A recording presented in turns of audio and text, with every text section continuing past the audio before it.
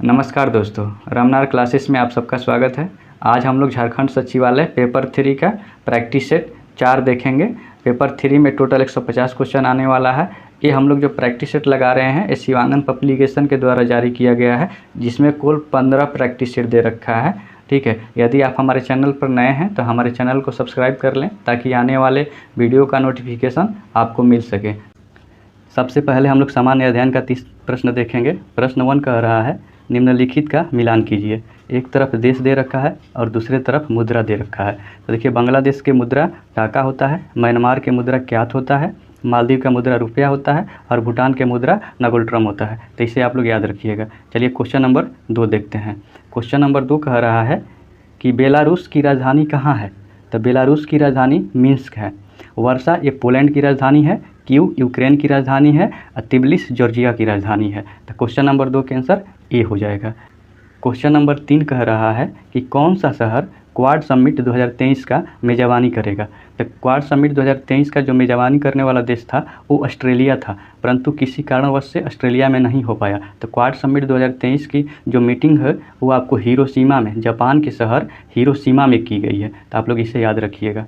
ठीक है, यदि बात करें क्वाड का तो क्वाड में टोटल 4 कंट्री आता है, जिसमें से आपका इंडिया हो गया, ठीक है, जापान हो गया, आपका ऑस्ट्रेलिया हो गया और यूएसए अमेरिका हो गया। तो आप लोग इसे भी याद रखिएगा कि क्वाड में कितने टोटल देश है। तो 4 देश है, इंडिया, जापान, ऑस्ट्रेलिया और यूएसए यानी अमेरिका है। तो क्वेश्चन नंबर 3 का आंसर इसमें से कोई नहीं होगा। क्वेश्चन नंबर 4 कह रहा है कि सूर्य का अवलोकन करने वाले पहले भारतीय अंतरिक्ष मिशन का नाम क्या है।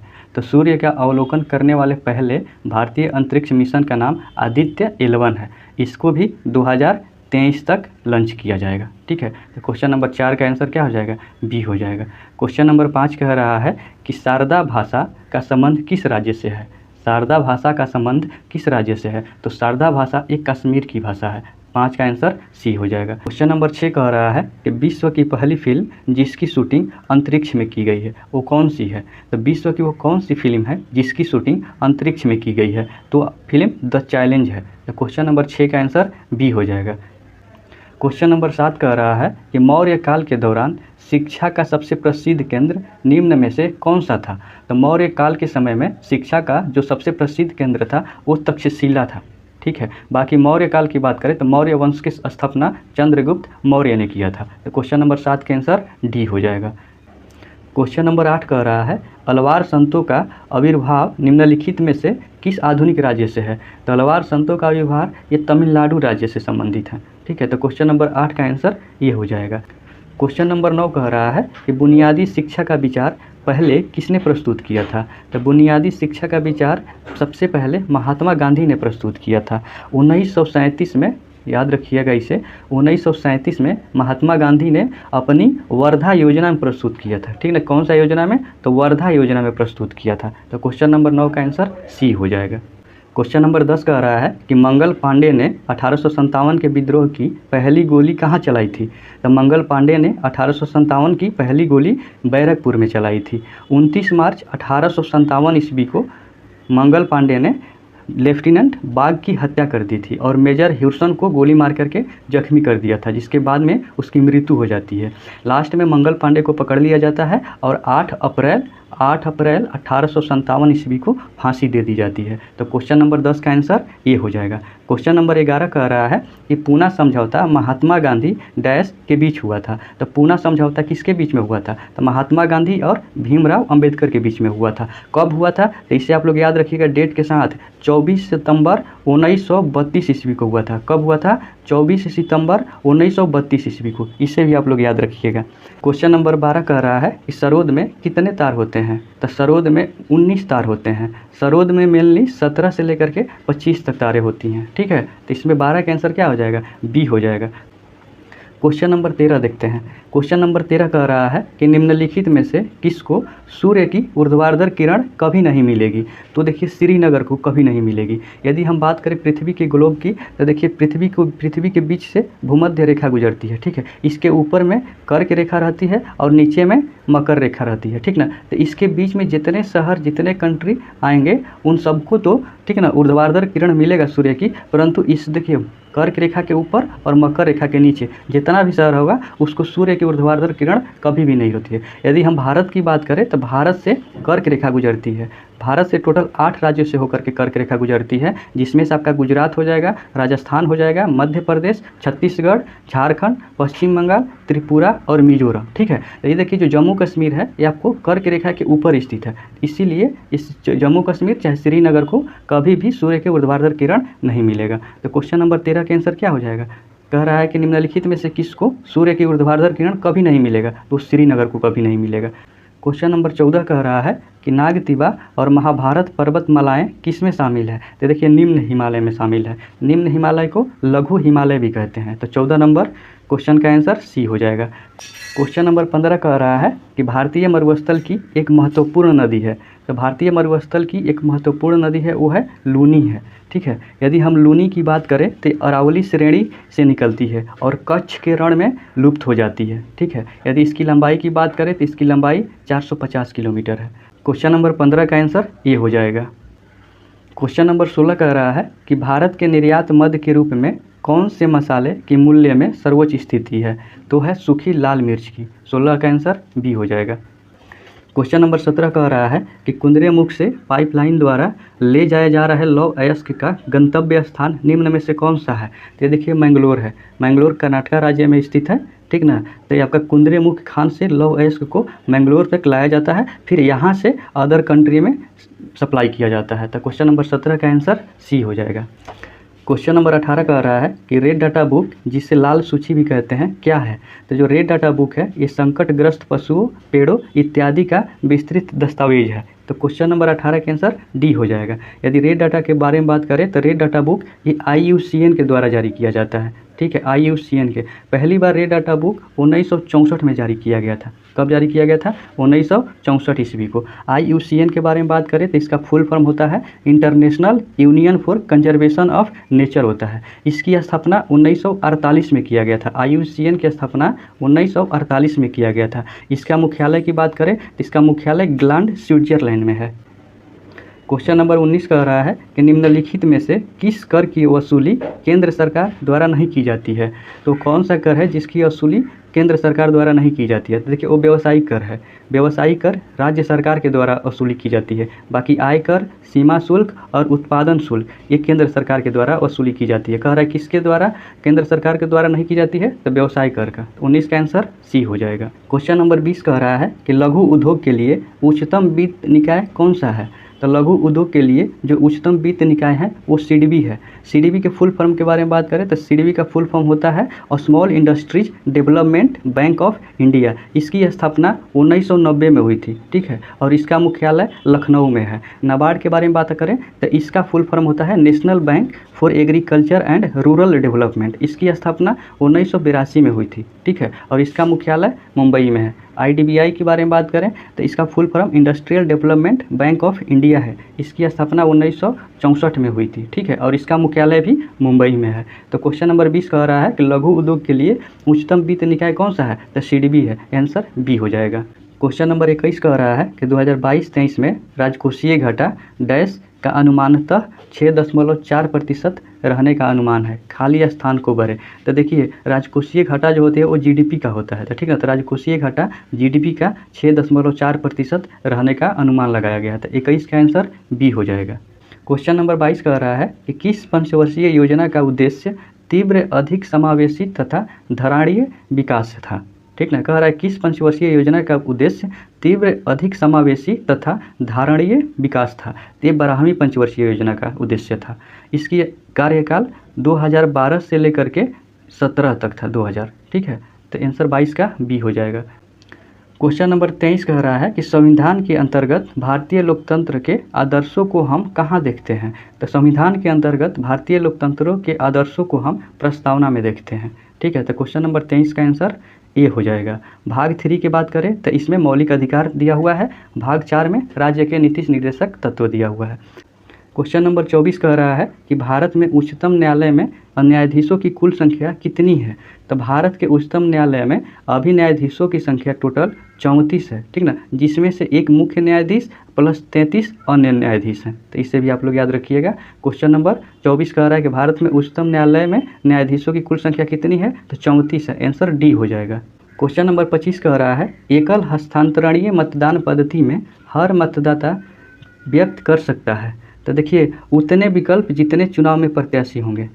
क्वेश्चन नंबर 26 कह रहा है कि भारत में त्रिस्तरीय पंचायती राज प्रणाली का प्रस्ताव किसने प्रस्तुत किया था। तो बलवंत राय मेहता समिति ने प्रस्तुत किया था। बलवंत राय मेहता समिति के अध्यक्ष बलवंत राय मेहता ही थे, ठीक ना, जिसकी स्थापना 1957 में किया गया था। ठीक है, 1957 में किया गया था। बाकी अशोक मेहता के बारे में बात करें तो इसकी स्थापना 1977 में किया गया था, अशोक मेहता समिति का। इसने 2 स्तरीय पंचायती राज प्रणाली का प्रस्ताव पेश किया था, 2 स्तरीय, ठीक है।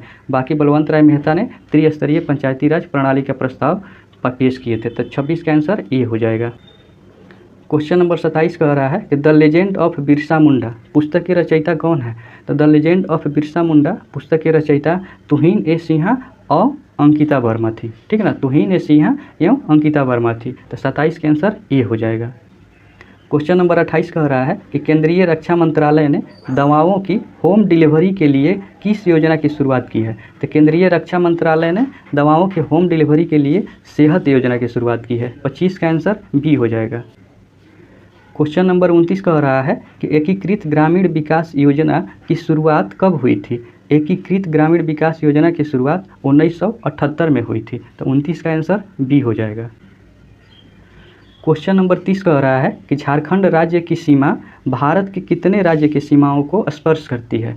तो झारखंड राज्य की सीमाएं भारत के कुल 5 राज्यों की सीमाओं को स्पर्श करती है, जिसमें से आपको बिहार हो जाएगा, उत्तर प्रदेश हो जाएगा, छत्तीसगढ़ हो जाएगा, ठीक है, फिर आपका उड़ीसा हो जाएगा और वेस्ट बंगाल हो जाएगा। तो याद रखिएगा बिहार, उत्तर प्रदेश, छत्तीसगढ़, उड़ीसा और पश्चिम बंगाल। तो 30 का आंसर क्या हो जाएगा, डी हो जाएगा। कुल 5 राज्यों की सीमाओं को स्पर्श करती है। अब हम लोग सामान्य विज्ञान का 20 प्रश्न देखेंगे।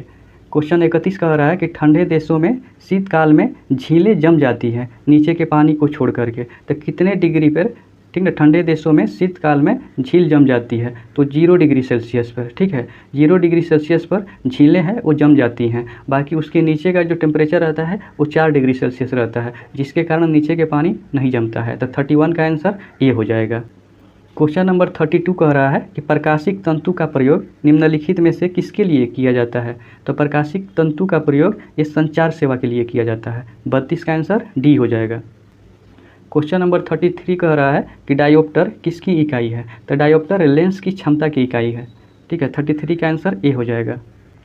क्वेश्चन नंबर 34 कह रहा है कि किसी सिग्नल के तरंग रूप का अध्ययन किसके द्वारा किया जाता है। तो किसी सिग्नल के तरंग रूप का अध्ययन ये ऑसिलोस्कोप द्वारा किया जाता है, ऑसिलोस्कोप के द्वारा, यानी कैथोड किरण दोलनदर्शी के द्वारा किया जाता है। 34 का आंसर बी हो जाएगा। क्वेश्चन नंबर 35 कह रहा है कि दूध की सघनता मापने के लिए प्रयुक्त एक उपकरण है। तो दूध की सघनता मापने के लिए जो एक प्रयुक्त उपकरण है वो लैक्टोमीटर है। लैक्टोमीटर से दूध की सघनता मापी जाती है। ग्लूकोमीटर की बात करें तो शुगर की जांच के लिए इस्तेमाल किया जाता है। तो क्वेश्चन नंबर 35 का आंसर बी हो जाएगा। क्वेश्चन नंबर 36 कह रहा है कि बिजली का बल्ब निम्नलिखित में से किससे अर्थित या रेटेड होता है। जो हम लोग घर में बल्ब इस्तेमाल करते हैं तो उस पर देखेंगे आप लोग तो वाट और, ठीक ना, वोल्ट, ठीक ना, तो 2 चीज़ का रेटेड रहता है। जैसे हम लोग जाते हैं बल्ब भी लेने तो दुकानदार वाला पूछता है कि कितने वाट को चाहिए। आजकल तो LED चल गया है तो 10 वाट, 9 वाट या फिर 18 वाट, ठीक है, तो उस पर 18 वाट 250 वोल्ट मेंशन रहता है। तो वाट किसकी, शक्ति का यूनिट होता है। तो आपका क्या हो जाएगा, शक्ति और वोल्ट था। तो 36 का आंसर बी हो जाएगा। क्वेश्चन नंबर 37 कह रहा है कि निम्नलिखित में से कौन सा कण परमाणु के नाभिक से संबंधित नहीं है। तो कौन सा कण है जो परमाणु के नाभिक से संबंधित नहीं है। तो मेरोन है। बाकी परमाणु के नाभिक में प्रोटॉन होता है, न्यूट्रॉन होता है और फिर इलेक्ट्रॉन भी होता है। तो 37 का आंसर क्या हो जाएगा, डी हो जाएगा। क्वेश्चन नंबर 38 कह रहा है कि विद्युत तापी साधन के लिए तापी घटक बनाने के लिए जिसे मिश्र धातु का प्रयोग किया जाता है वो कौन सी है। ठीक है, तो वो नाइक्रोम है। आंसर 38 का सी हो जाएगा। क्वेश्चन नंबर 39 कह रहा है कि कांच होता है। तो कांच एक अतिशीतित द्रव होता है। 39 का आंसर बी हो जाएगा। क्वेश्चन 40 कह रहा है कि समुद्र के पानी से कौन से धातु निकाली जाती है। तो समुद्र के पानी से मैग्नीशियम धातु निकाली जाती है। यदि क्वेश्चन ये आए कि समुद्र के पानी में सबसे अधिक मात्रा में क्या पाया जाता है, तो सबसे अधिक मात्रा में आयोडीन पाया जाता है। पर यहाँ पे कह रहा है कि कौन से धातु निकाली जाती है, तो मैग्नीशियम निकाली जाती है। तो 40 का आंसर बी हो जाएगा। क्वेश्चन नंबर 41 कह रहा है कि पेट्रोल से लगी आग को बुझाने में जल प्रभावी नहीं होता है। पेट्रोल से लगी आग को बुझाने में जल प्रभावी नहीं होता है, क्योंकि जल और पेट्रोल एक दूसरे में अमिश्रणीय और पेट्रोल ऊपरी परत बनाता है, अतः वह जलते रहता है। तो क्वेश्चन नंबर 41 का आंसर डी हो जाएगा। क्वेश्चन नंबर 42 कह रहा है रेडियोधर्मिता की खोज किसने की थी। तो रेडियोधर्मिता की खोज हेनरी बैकरल ने किया था। तथा 42 का आंसर बी हो जाएगा। सापेक्षता का सिद्धांत किसने दिया था, तो आइंस्टीन ने दिया था। ठीक है, बाकी परमाणु के नाभिक का खोज किसने किया था, तो रदरफोर्ड ने किया था। एक्सरे का खोज किसने किया था, तो रोन्टगन ने किया था। तो यहाँ पे पूछ रहा है रेडियोधर्मिता की खोज किसने किया था, तो हेनरी बैकरल ने किया था। तो 42 का आंसर बी हो जाएगा। क्वेश्चन नंबर 43 कह रहा है कि गहरे तले हुए खाद्य पदार्थ कैंसरजनक होते हैं, क्योंकि उनमें प्रचुर मात्रा में वसा पाया जाता है। तो 43 का आंसर ए हो जाएगा। क्वेश्चन नंबर 44 कह रहा है कि तंतु आहार में शामिल है। तो तंतु आहार में क्या शामिल होता है, तो सेलुलोज शामिल होता है। तो 44 का आंसर सी हो जाएगा। क्वेश्चन नंबर 45 कह रहा है कि सामान्य वयस्क व्यक्ति के हृदय का वजन लगभग कितना होता है। तो सामान्य वयस्क व्यक्ति के हृदय का वजन लगभग 300 ग्राम होता है। तो 45 का आंसर बी हो जाएगा। क्वेश्चन नंबर 46 कह रहा है कि मनुष्य का मस्तिष्क कितने भागों में विभाजित होता है। तो मनुष्य का जो मस्तिष्क होता है वो 3 भागों में विभाजित होता है, जैसे आपका अग्र मस्तिष्क, मध्य मस्तिष्क और पार्श्व मस्तिष्क। तो 46 का आंसर बी हो जाएगा। 47 कह रहा है कि जीन शब्द किसने बनाया था। तो जीन शब्द WL जोहानसन ने बनाया था। डी ब्रिज के बारे में बात करें तो इन्होंने उत्परिवर्तन का सिद्धांत दिया था। ठीक है, तो 47 का आंसर क्या हो जाएगा, बी हो जाएगा। बाकी आनुवंशिकता का सिद्धांत किसने दिया था, तो जी मेंडल ने दिया था। 47 का आंसर बी हो जाएगा। क्वेश्चन नंबर 48 कह रहा है कि निम्नलिखित में से किस एक प्राणी को किसान का मित्र कहा जाता है। तो केंचुआ को किसान का मित्र कहा जाता है। क्वेश्चन नंबर 49 कह रहा है कि GM फूड से आशय है उस खाद्य से। ठीक ना, GM फूड से आशय है उस खाद्य से। तो GM का मतलब होता है आपका जेनेटिकली मॉडिफाई फूड। इससे आशय है कि जो आनुवांशिकता रूपांतरित है। ठीक है, तो 49 का आंसर बी हो जाएगा। क्वेश्चन नंबर 50 कह रहा है कि चाय पर लाल कीट, जिसे रेड रस्ट भी बोला जाता है, निम्नलिखित में से किसके कारण लगता है। तो ये हरी शैवाल के कारण लगता है। तो 50 का आंसर सी हो जाएगा। कंप्यूटर ज्ञान का 20 प्रश्न देखेंगे। 91 कह रहा है कि आपके सिस्टम को बूट करने के बारे में निर्देश इसमें संग्रहित किए जाते हैं। तो सिस्टम को बूट करने के बारे में निर्देश कहाँ संग्रहित किया जाता है, तो बायोस में किया जाता है। बायोस मतलब BIOS, इसका फुल फॉर्म होता है बेसिक इनपुट आउटपुट सिस्टम होता है। बाकी रैम जो है ये आपका वोलेटाइल मेमोरी है। CPU के बात करें तो इसका full form central processing unit होता है, और रजिस्टर एक स्टोरेज डिवाइस है। तो 91 का आंसर बी हो जाएगा। क्वेश्चन नंबर 92 कह रहा है कि भारत का पहला कंप्यूटर कहाँ स्थापित किया गया था। तो भारत का पहला कंप्यूटर 1952 में भारतीय सांख्यिकी संस्था कोलकाता में किया गया था। कब किया गया था, तो 1952 में किया गया था। यह एक एनालॉग कंप्यूटर था। यदि पूछे कि भारत में पहला डिजिटल कंप्यूटर कब लगाया गया था, तो पहला डिजिटल कंप्यूटर 1956 में लगाया गया था। कहाँ लगाया गया था, तो ये भी कलकत्ता के भारतीय सांख्यिकी संस्थान के अंदर लगाया गया था। तो क्वेश्चन नंबर 92 का आंसर डी हो जाएगा। क्वेश्चन नंबर 93 कह रहा है कि कंट्रोल शिफ्ट तथा अल्ट को कहते हैं। तो कंट्रोल शिफ्ट तथा अल्ट को मॉडिफायर कहते हैं, मॉडिफायर। ठीक है, तो 93 का आंसर ए हो जाएगा। क्वेश्चन नंबर 94 कह रहा है कि BCD का संक्षिप्त रूप क्या है। तो BCD का संक्षिप्त रूप बाइनरी कोडेड डेसिमल है। तो आंसर ए हो जाएगा 94। क्वेश्चन नंबर 95 कह रहा है वह सॉफ्टवेयर जो प्रयोक्ता के जानकारी के बिना उसकी गतिविधियों को ट्रैक करता है क्या कहलाता है, तो स्पाईवेयर कहलाता है। 95 का आंसर बी हो जाएगा। क्वेश्चन नंबर 96 कह रहा है कि मैक OS किसके द्वारा विकसित ऑपरेटिंग सिस्टम है। तो मैक OS ये एप्पल के द्वारा विकसित ऑपरेटिंग सिस्टम है। मैक OS के बारे में बात करें तो इसका पहला वर्जन 2001 में लॉन्च किया गया था। अभी लेटेस्ट उसका वर्जन अगस्त 2023 में लॉन्च किया गया है। तो इसे भी याद रखिएगा। तो क्वेश्चन नंबर 96 का आंसर क्या हो जाएगा? सी हो जाएगा। यदि एप्पल के बारे में बात करें तो इसका CEO अभी टिम कुक हैं, ठीक है। बाकी IBM का full form international business machine होता है। इसका जो CEO अभी हैं अरविंद कृष्णा हैं। माइक्रोसॉफ्ट के CEO के बारे में बात करें तो सत्या नडेल हैं। इसकी स्थापना Bill Gates and Paul Allen ने किया था। माइक्रोमैक्स के बारे में बात करें तो इसका CEO राहुल शर्मा हैं। तो क्वेश्चन नंबर 96 का आंसर क्या हो जाएगा? सी हो जाएगा। क्वेश्चन नंबर 97 कह रहा है कि सिंटेक्स एरर डैश द्वारा निश्चित किया जाता है। तो सिंटेक्स एरर किसके द्वारा निश्चित किया जाता है? तो कंट्रोल यूनिट के द्वारा निश्चित किया जाता है।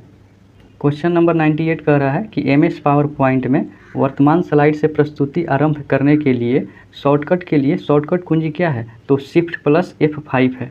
यदि हम Ctrl+H के बारे में बात करें तो ये डिपेंड करता है कि आप किस पे काम कर रहे हैं। यदि आप टेक्स्ट एडिट कर रहे हैं तो Ctrl+H का मतलब होता है find and replace a character, word और फ्रेज होता है। यदि आप इसे इंटरनेट ब्राउज़र पे सर्च कर रहे हैं Ctrl+H का तो इसका मतलब होता है ओपन द हिस्ट्री टूल होता है। बाकी आपको Ctrl+F5 के बात करें तो इसका मतलब होता है force reload A web page in Google Chrome और अदर वेब ब्राउज़र, ठीक है। और Alt+F5 का मतलब होता है कि प्रेजेंटर व्यू में प्रेजेंटेशन शुरू करना। तो इसका आंसर क्या हो जाएगा? ए हो जाएगा। क्वेश्चन नंबर 99 कह रहा है इनमें से कौन सा एक कनेक्टिंग डिवाइस है? तो देखिए राउटर भी, स्विच और हब ये सभी के सभी कनेक्टिंग डिवाइस है। तो 99 का आंसर डी हो जाएगा। क्वेश्चन नंबर 100 कह रहा है कि किसी बाहरी संस्था को इंटरनल वेब पेज एक्सेस करने देने हो तो प्रयोग होता है। तो एक्स्ट्रानेट का प्रयोग होता है, ठीक है। तो 100 का आंसर ए हो जाएगा। क्वेश्चन नंबर 101 कह रहा है कि गूगल सर्च कंपनी की स्थापना डैश में डैश द्वारा की गई थी। तो गूगल सर्च कंपनी की स्थापना USA में लैरी पेज और सर्गेई ब्रिन के द्वारा किया गया था। तो 101 का आंसर बी हो जाएगा। क्वेश्चन नंबर 102 कह रहा है NEFT और RTGS क्या है? तो NEFT और RTGS यह बैंक से बैंक में इलेक्ट्रॉनिक फंड ट्रांसफ़र करने के लिए इसका इस्तेमाल करते हैं। तो 102 का आंसर बी हो जाएगा। क्वेश्चन नंबर 103 कह रहा है कि डोमेन नाम डॉट को क्या प्रदर्शित करता है? तो डोमेन नाम डॉट को कोलंबिया से संबंधित इंटरनेट कंट्री कोड उच्च स्तरीय डोमेन को प्रदर्शित करता है। तो 103 का आंसर क्या हो जाएगा? ए हो जाएगा। क्वेश्चन नंबर 104 कह रहा है कि विंडोज 8 में विंडो की +1 शॉर्टकट की का प्रयोग पॉपअप मेनू को प्रदर्शित करने के लिए किया जाता है जिसमें कंट्रोल पैनल सम्मिलित होता है। तो आंसर 104 का सी हो जाएगा। क्वेश्चन नंबर 105 कह रहा है कि जब विंडो एप्लीकेशन को न्यूनीकृत किया जाता है तो यह विंडो ऑपरेटिंग सिस्टम के डैश पर एक छोटे आइकन के रूप में प्रकट होता है। तो एक टास्क बार पर एक छोटे आइकन के रूप में प्रकट होता है। तो 105 का आंसर बी हो जाएगा। क्वेश्चन नंबर 106 कह रहा है कि डैश ग्राफिक्स मल्टीमीडिया एवं प्रेजेंटेशन पैकेज का एक उदाहरण है। एक कोरेल्ड्रा है। कोरेल्ड्रा जो है एक ग्राफिक्स मल्टीमीडिया एवं प्रेजेंटेशन पैकेज का एक उदाहरण है। तो 106 का आंसर सी हो जाएगा। क्वेश्चन नंबर 107 कह रहा है कि वर्ड में आप निम्न में से किन फंक्शन कुंजियों को दबा करके find and replace dialog box प्रदर्शित कर सकते हैं? तो F5 को दबा करके हम find and replace dialog box प्रदर्शित कर सकते हैं। तो 107 का आंसर आपका ए हो जाएगा। बाकी Ctrl+F5 के बारे में बात करें तो इसका मतलब होता है force reload A web page in Google Chrome और अदर वेब ब्राउज़र। आप लोग इसे भी याद रखिएगा। तो क्वेश्चन नंबर 107 का आंसर ए हो जाएगा। क्वेश्चन नंबर 108 कह रहा है कि निम्न में से कौन सी DBMS का एक उदाहरण नहीं है? तो DBMS के बारे में बात करें तो DBMS का full form database management system होता है। तो उनमें से कौन सा है जो DBMS का उदाहरण नहीं है? तो माइक्रोसॉफ्ट आउटलुक नहीं है, ठीक है। बाकी SQL सर्वर, MySQL और माइक्रोसॉफ्ट एक्सेस ये DBMS का उदाहरण है। बाकी माइक्रोसॉफ्ट आउटलुक DBMS का उदाहरण नहीं है। क्वेश्चन नंबर 109 कह रहा है कि ATM का विस्तार क्या है? तो ATM का फुल फॉर्म होता है ऑटोमेटेड टेलर मशीन। 109 का आंसर बी हो जाएगा। क्वेश्चन नंबर 110 कह रहा है कि वेब पोर्टल DACNET संबंधित है। तो DACNET ये एग्रीकल्चर से संबंधित है।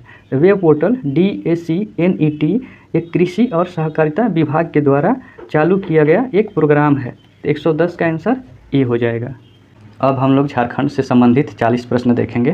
क्वेश्चन 111 कह रहा है गिरिडीह जिले में विभाजित होने वाले दो मुख्य नदियों का नाम क्या है?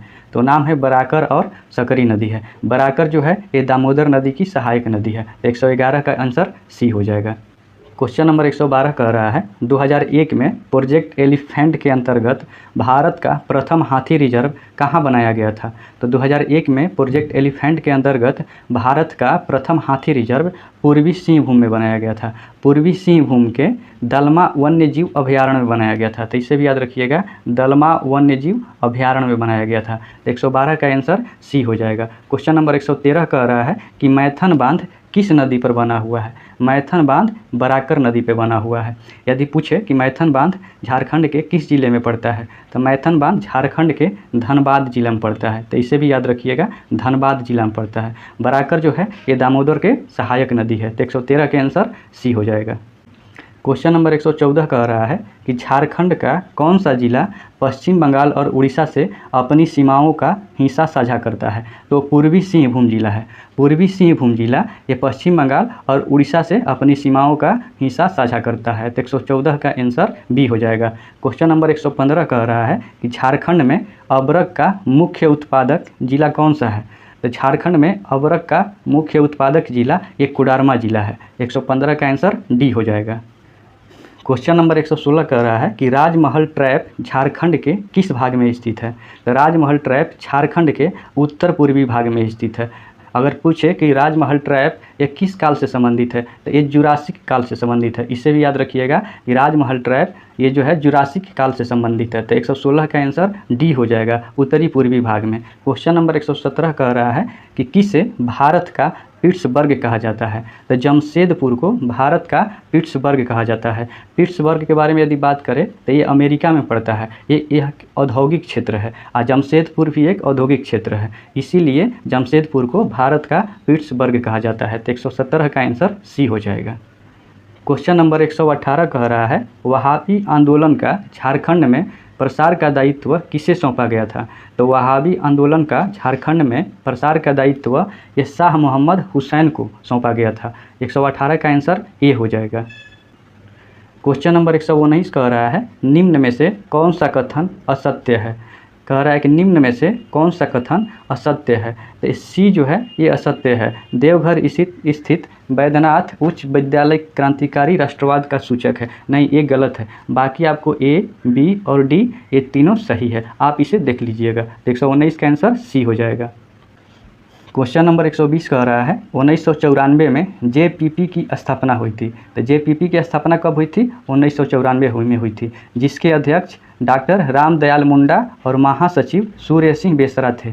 यहाँ जेपीपी का निरूपित करता है। यहाँ जेपीपी का मतलब क्या होता है? तो जेपीपी का मतलब झारखंड पीपुल्स पार्टी है। तो 120 का आंसर बी हो जाएगा।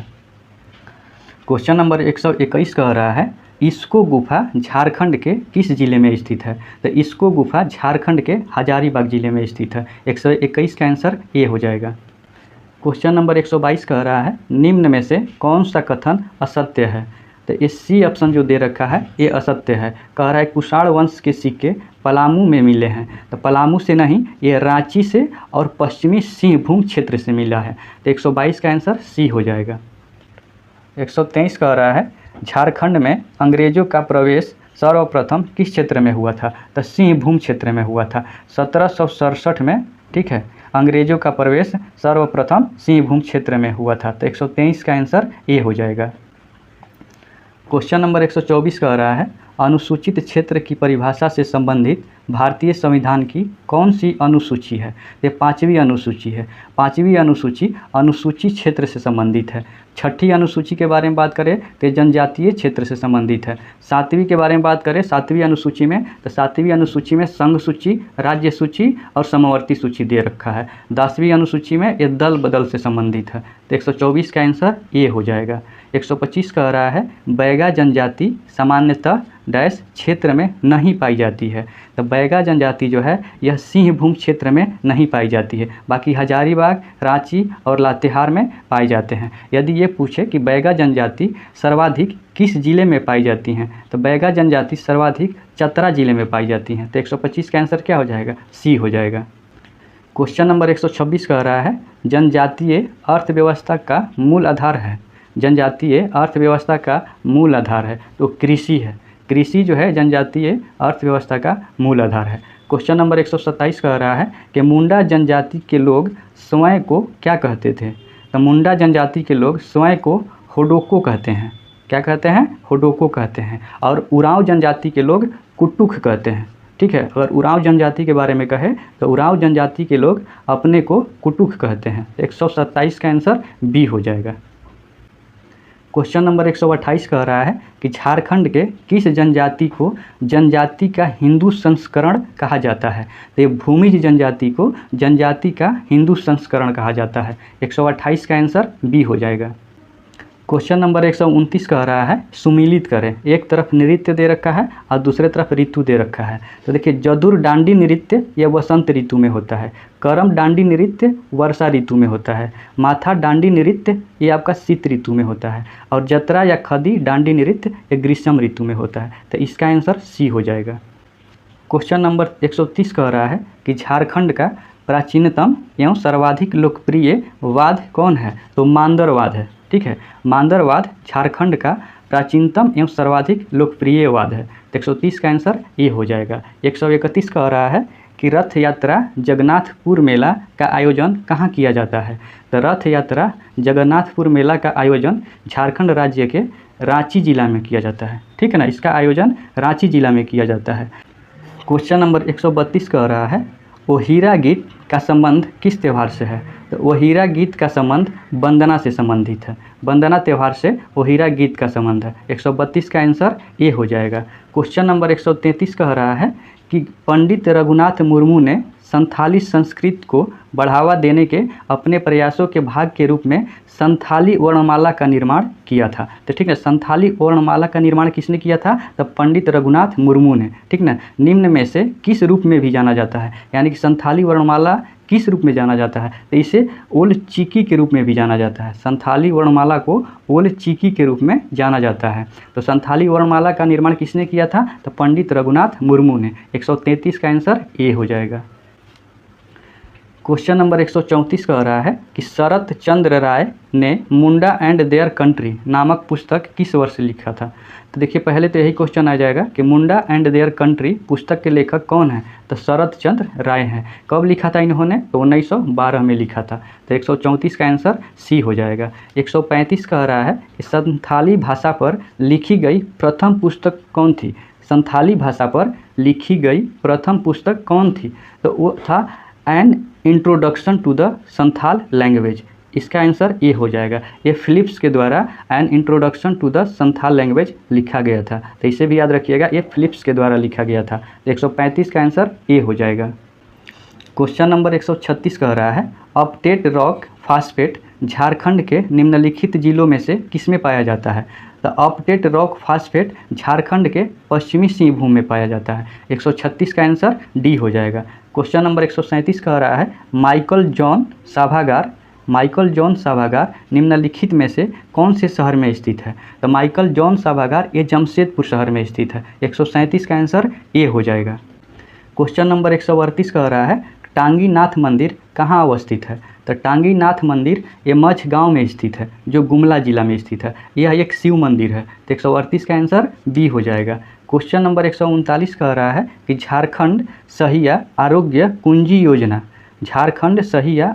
कुंजी योजना की शुरुआत झारखंड के किस जिले से किया गया था? तो चतरा जिला से किया गया था। किस जिले से किया गया था? चतरा जिला से। ये 2019 में किया गया था।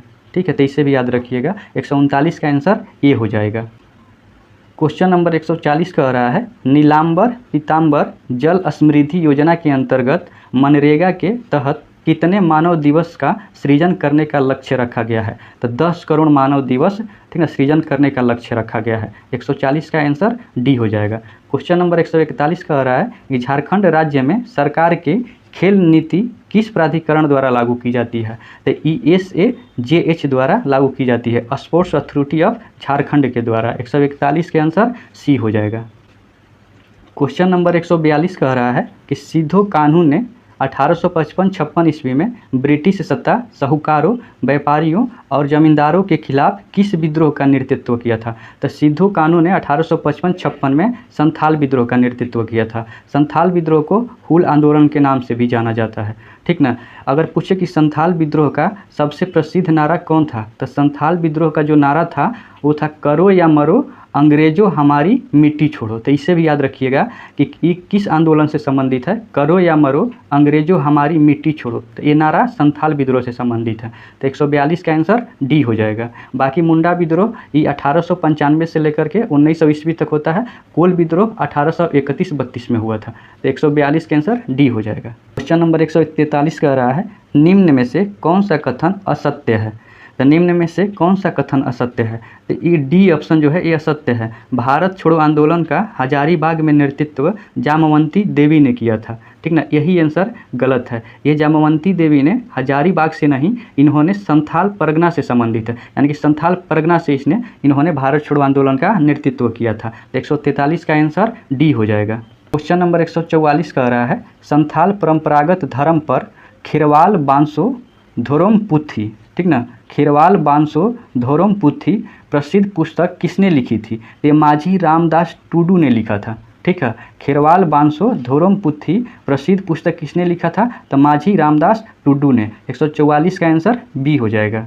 क्वेश्चन नंबर 145 कह रहा है हाल ही में फॉरेस्ट सॉयल हेल्थ कार्ड जारी करने वाला पहला राज्य कौन बना है? फॉरेस्ट सॉयल हेल्थ कार्ड जारी करने वाला भारत का पहला राज्य झारखंड बना है। 145 का आंसर डी हो जाएगा। क्वेश्चन नंबर 146 कह रहा है झारखंड के सालगे हंसदा किस जिले के हैं जिन्होंने साहित्य अकादमी युवा पुरस्कार 2022 से पुरस्कृत किया गया है? ये जमशेदपुर से हैं, ठीक है। सालगे हंसदा जमशेदपुर के रहने वाले हैं। 146 का आंसर डी हो जाएगा। 147 कह रहा है कि CNT अधिनियम 1908 हेतु ब्लूप्रिंट किसने तैयार किया था? CNT का मतलब छोटा नागपुर कश्तकारी अधिनियम। CNT अधिनियम को छोटा नागपुर कश्तकारी अधिनियम के नाम से भी जाना जाता है, जो 1908 हेतु ब्लूप्रिंट किसने तैयार किया था? तो जॉन एच हॉफमैन ने किया था, जॉन एच हॉफमैन ने। तो 147 का आंसर डी हो जाएगा। क्वेश्चन नंबर 148 कह रहा है कि झारखंड के संदर्भ में निम्न में से कौन सा संशोधन एक्ट को मौन क्रांति भी कहा जाता है? ठीक ना। तो कौन से संशोधन एक्ट को झारखंड के संदर्भ में मौन क्रांति भी कहा जाता है? 73वां एवं 74वां संविधान संशोधन को मौन क्रांति के नाम से भी जाना जाता है, ठीक है। झारखंड के संबंध में 73वां और 74वां संविधान संशोधन 1992 में हुआ था, इसे भी याद रखिएगा। 148 का आंसर डी हो जाएगा। 73वां संविधान संशोधन ये पंचायती राज से संबंधित है, जबकि 44वां संविधान संबंधित ये नगरपालिका से संबंधित है, ठीक है। तो 148 का आंसर बी हो जाएगा। क्वेश्चन नंबर 149 कह रहा है कि झारखंड के गठन से अब तक कितने बार राष्ट्रपति शासन लग चुका है? तो अब तक 3 बार झारखंड में राष्ट्रपति शासन लग चुका है। पहली बार 19 जनवरी, ठीक है, 19 जनवरी 2009 को लगा था। दूसरी बार 1 जून 2010 को लगा था और तीसरी बार 18 जनवरी 2013 को लगा था। तो झारखंड में अब तक 3 बार राष्ट्रपति शासन लग चुका है। तो 149 के आंसर डी हो जाएगा। क्वेश्चन नंबर 150 कह रहा है कि झारखंड की अर्थव्यवस्था का मुख्य आधार क्या है? तो झारखंड की अर्थव्यवस्था का मुख्य आधार कृषि है, ठीक है। तो 150 का आंसर ये हो जाएगा। तो आज का वीडियो हम लोग यहीं समाप्त करते हैं, फिर मिलते हैं आप लोग से नेक्स्ट वीडियो में। यदि हमारी वीडियो आप लोगों को पसंद आई हो तो हमारे वीडियो को लाइक करें, शेयर करें एंड सब्सक्राइब करना ना भूलें, ताकि आने वाले वीडियो का नोटिफिकेशन आपको मिल सके। चलिए तो हम लोग यहीं पर समाप्त करते हैं। तब तक के लिए आप सभी को राधे राधे।